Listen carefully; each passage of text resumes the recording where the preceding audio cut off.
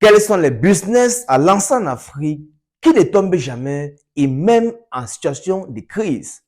Vous savez, en Afrique, on a tous ces problèmes lorsqu'on lance un projet. On a peur de tout perdre, on a peur d'échouer. La bonne nouvelle est que il existe des projets qui sont solides comme du béton et je t'en parlerai de deux dans cette vidéo qui résistent à toutes les crises et qui te rendent rentable sur le long terme.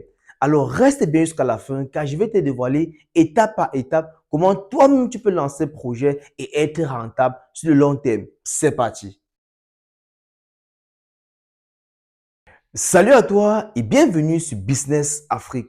Si c'est la première fois que tu me vois, je suis Amel Toukam. Je suis un entrepreneur africain.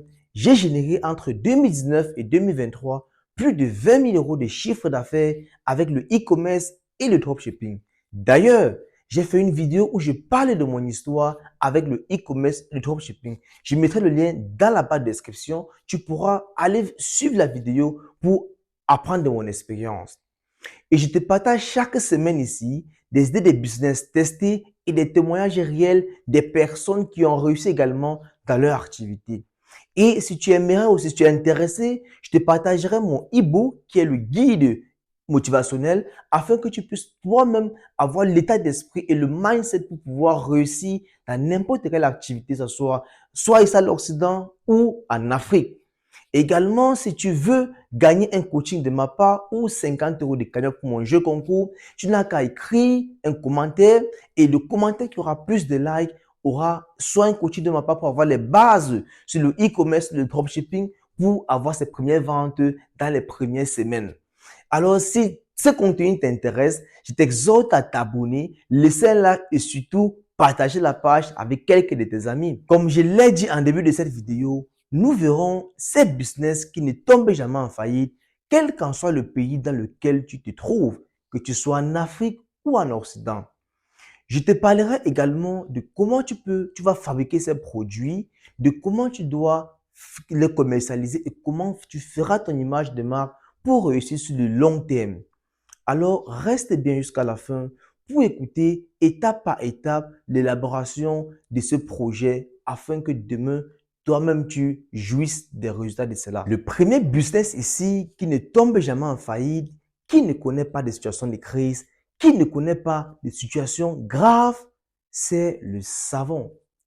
Le savon est un produit vital qui est utilisé dans tous les ménages. Que vous soyez riche ou pauvre, toutes les maisons utilisent le savon pour soit faire de la vaisselle, soit laver le linge et même soi-même se laver avec. Vous vous demandez certainement, oui, le savon, il y en a ça partout. Je sais, oui, mais voici comment vous pouvez vous-même fabriquer votre part de savon et être un leader demain dans votre pays, dans votre ville et même pourquoi pas demain l'exporter. Si vous ne savez pas fabriquer du savon, vous allez avec votre smartphone. C'est que sur de nos jours, même les parents ont des smartphones.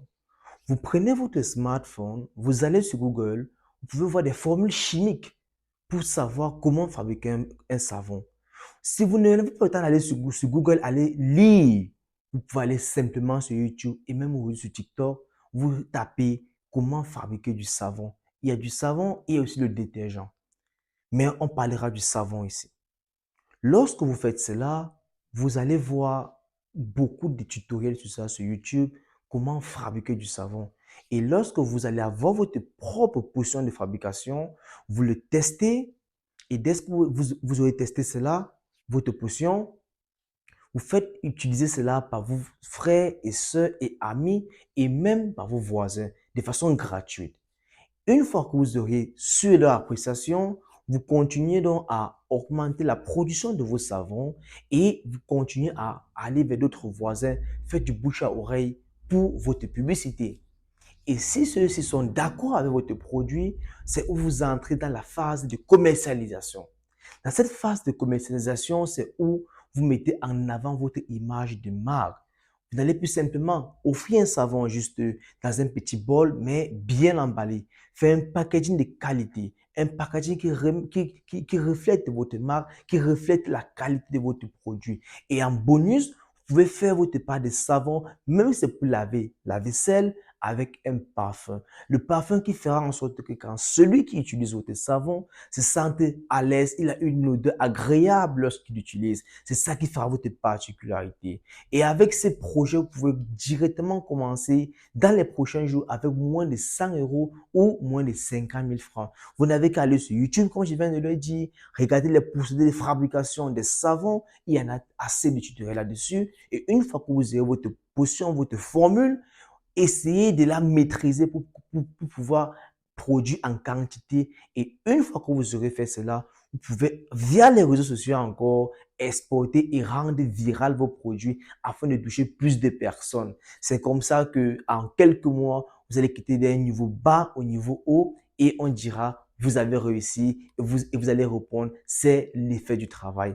Alors, ce projet, je vous encourage fortement à le lancer parce qu'il est très peu connu. Certes, il existe des savons, mais il y a peu de personnes qui font ça dans l'informel. Et si vous faites cela, je vous garantis un succès. Allez, dites-moi en commentaire si ce projet vous a intéressé. Et si vous avez des questions, on pourra voir ensemble comment lancer ce projet. Deuxième business ici, qui ne tombe jamais en faillite, quel qu'en soit le pays dans lequel vous êtes, c'est les épices de cuisine. Je ne pense pas que dans ce monde, il y a une maison dans laquelle on dort sans manger, ou on dort sans cuisiner. Et particulièrement en Afrique, où nous avons nos repas de chez nous. Que vous soyez au Burkina Faso, au Mali, en Côte d'Ivoire, au Sénégal, au Cameroun. Nous avons tous des repas locaux. Et nous allons souvent dans les restaurants où nous dégustons un repas. Ça peut être que je peux déguster un repas sénégalais. J'apprécie ce repas. Je reviens à la maison, je vais sur YouTube, je regarde des tutoriels comment cuisiner ces repas à nouveau. Après, je ne réussis pas parce que si on va me dire de mettre de l'ail, mettre des épices, mettre du poivre blanc, je les mets, mais après, la saveur à la fin, je n'ai plus la même saveur ni le même goût.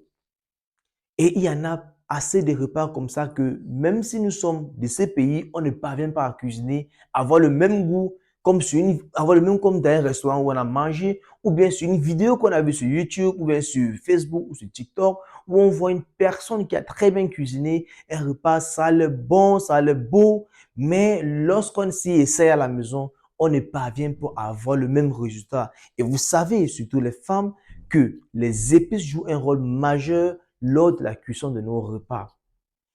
Alors, la majorité d'entre nous ne savons pas les épices qu'il faut qu'on utilise pour pouvoir réussir le repas, réussir à avoir le goût qu'on espère avoir.